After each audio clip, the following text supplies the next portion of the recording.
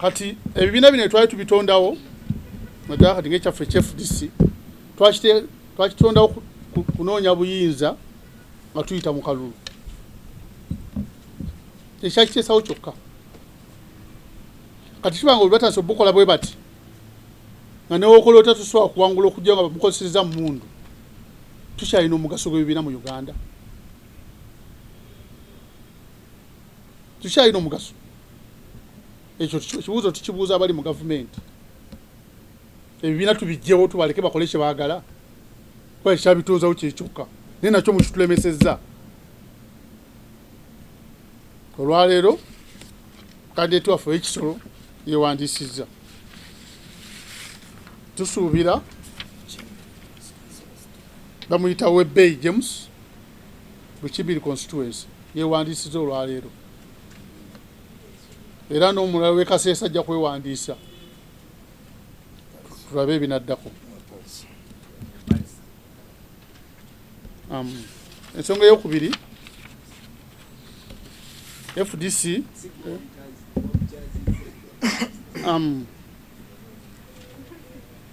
olwokuna oluwedde waddewo akalulu Soroti naye abajjukira wiiki eyaggwa nabagamba titulina obutwa bwe tutadde mu byokulonda byaffe ebya Uganda omulundi ogwo nasaba ensi tulina okukola kitusobola kyonna okulaba nti obutwa tubujjamu abantu abatagumiikiriza bannaabwe mu byokulonda bwebe nga babikola ki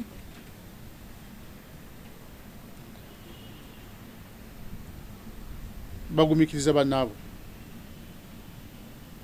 akalulu akabadde Soroti FDC ekkiriza nti mukulu wa taani yakawangudde naye akalulu kano kabaddemu ebintu bingi nnyo ebirumira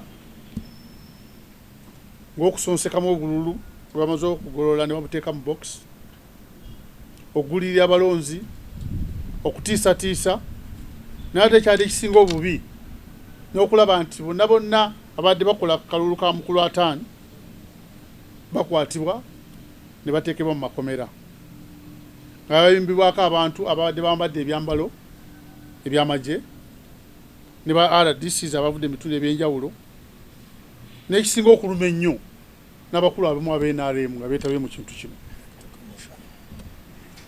era kitumalamu amaanyi ne Electoral Commission yandibadde etunuulira akalulu okulaba nti amazima na bwenkanya chairman wa Electoral Commission yadde atunula butunuzi ba commissioners balabise bangi ababadde nga bababuulira nti waliwo ekikyamu naye nga bonna batunula butunuzi nekitwalira okulowooza ekyo tukakasa na Electoral Commission yennyini yayambyeko emivuyo gino okugenda mu maaso kubanga teyagezezaako gyekola ki gimalawo era byonna ebyafulumiziddwa akakiiko k'ebyokulonda ffe nga FDC tubikkiririzaamu era tukyanoonya obujulizi bwonna obwetaagisa mu bbanga ttono nnyo tusuubira tujja nabitwala mu kkooti ekirala ensonga enkulu ennyo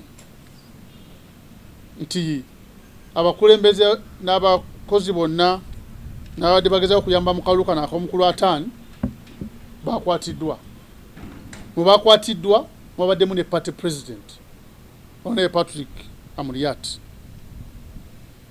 party president yakwatiddwa mu ngeri ekyasingayo okuba embi kuba ne mu nnyumba emwe yabadde bamenye bumenyi ne bagisala nga bwolaba abana abazze okubba ne basala enzigi n'emisumeeni ne babakunula munda mu nnyumba ne babavuga ekiro ekyo ne babajja mu Soroti ne babatwala Ddokolo abantu ne babatwala Muliya ne babatwala Kalamojja abantu ne babatwala Bukedeya ne babasibira eyo party president waffe yadde alina kataaga akamuweereddwa Electoral Commission yennyini ng'era alaga abantu bonna buli wabayise nti ono Electoral Commission yamukkiriza okubeeramu ku bakabalabala b'akalulu ab'oku ntikko kubanga yadde agenda mu Tale Center akaadi eriko ne Tale Center naye abadde bamukwata ebyo tebabitunuulidde bamenye buli kyadde kyonna ne bakitwala sente ne bazitwala buli kimu ne bakitwala babadde nabyo ne bamukunguza ne bamutwala Dokolo.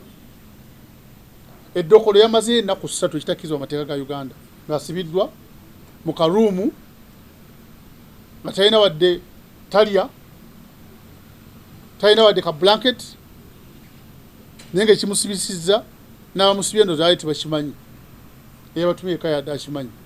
Naye ono ye party president w'ekibiina ekyabadde ne candidate, ate ng'electoral commission yamukkiriza ne mu nsa by'Abakama tetunaamuwulirako ng'avumirira ekintu kino. Kwa biseera byadde n'obuyinza obugamba nti muba temukomezaawo bantu bano akalulu nkayimiriza.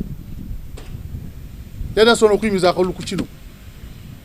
Abantu abakwatiddwa wadde basukka mu 100, abamu bateereddwa 15 ku bo tulina kutegeera we bali okutuuka olwaleero we babasibira. Nga twakyogerako luli, bwe tugenda n'embeera eno mu maaso ng'eggwanga tujja diteeka wazibu bwetasobola kulijja ffenna. Abali mu bukulembeze tubasaba batunuulire ekintu kino kitali kyakuzannya. Eggwanga lino lyali ligenzeeko mu lutalo ne tufiira abantu 5,000 lwa bululu. Nate kati embeera eriwo erabika nzibu nnyo n'okusinga kubanga abantu beetamiddwa. Kikyava okulwa abaana Makerere n'akuba mu n'ekiso. Yerevu gye tutuuseeko. Omuntu n'amenya oluggi n'ajjamu omuntu wa poliisi n'addayo n'ayisa press conference, press release. Twabakutte kuba badde bakampeyini ng'ekiro. Omuntu gw'omenye ng'ali mu ruumu yekka, n'omenya hotel, oluggi lwa hotel, n'omusangamu yekka n'oga nti adde akampeyini eri abantu. Tukyalina ekisigadde mu bwongo bwaffe.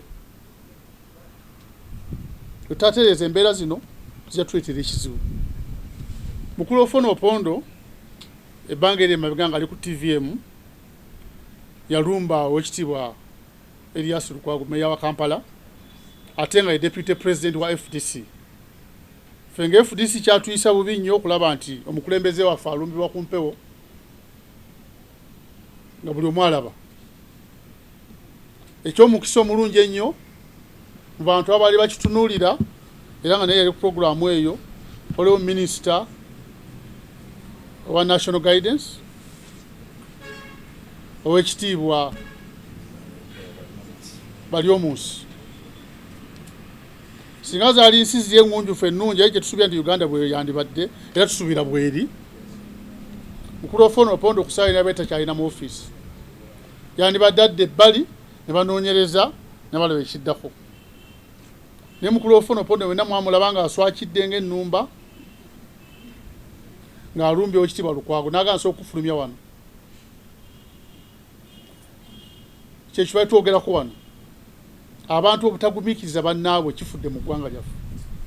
Buli omu ayagala kukozesa amaanyi agasembayo nawuli ayamugwira amukole ki amutakuleetakule. Mwami Ofono Opondo yabeera tali mu ofiisi olwaleero. Ate era bw'aba tayagala kuvaamu ku lulwe, Oweekitiibwa Balyomunsi yakulira media center yakola ye bosi we.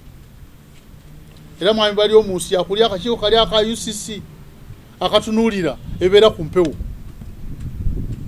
Byombi yabikulira. Ate yali alaba ye witness era. Atalina kyeyekwasa mwami Balyomunsi, omusajja ono yali atamye ng'ennumba okulaba nti amuyambako agira ava mu ofiisi z'eggwanga agenda abikole obukambe bwabukolere ku mbuzi ze n'ente ze ziri mu faamu ye.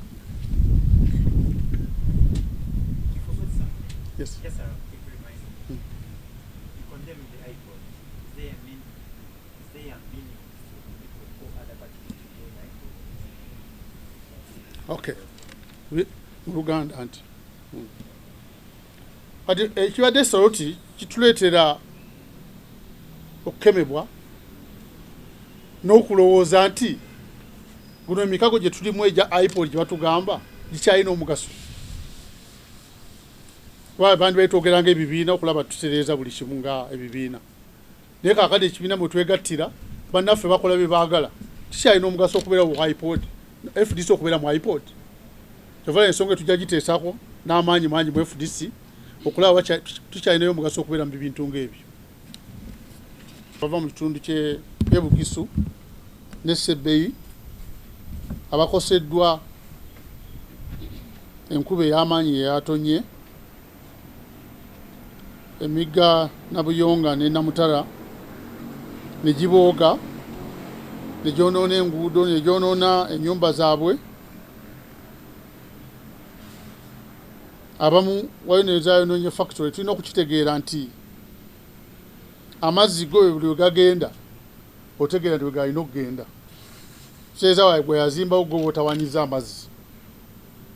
Kakati olw'ensonga eyo gavumenti yandibadde tukisuubira nerema kulindanga emigga ne gisaanyaawo ennyumba z'abantu n'ebintu n'obulamu bwabwe, n'eryoka evaayo etwaleyo emmere n'eddagala n'ebirala.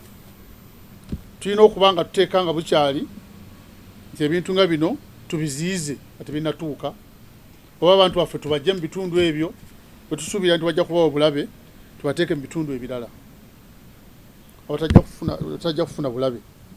Kyovala ne minisitule kati bagiyita ebigwa bitalaze, naye neya Uganda yaffe yafuuka minisitule egaba kasooli n'ebijanjalo kyokka. Tusaba gavumenti ebe ng'etunula mu maaso, ereme kulinda gaba buwunga na bijanjalo abantu baffe bamaze okufa.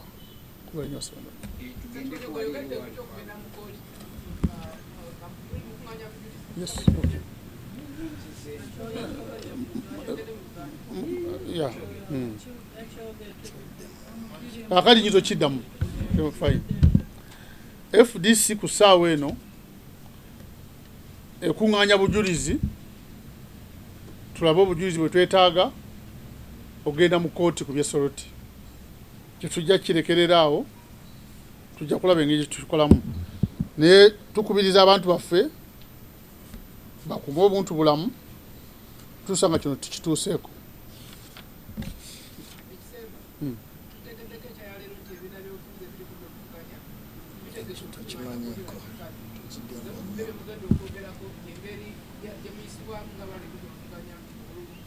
Mwebale nnyo basebo ne banyaabo.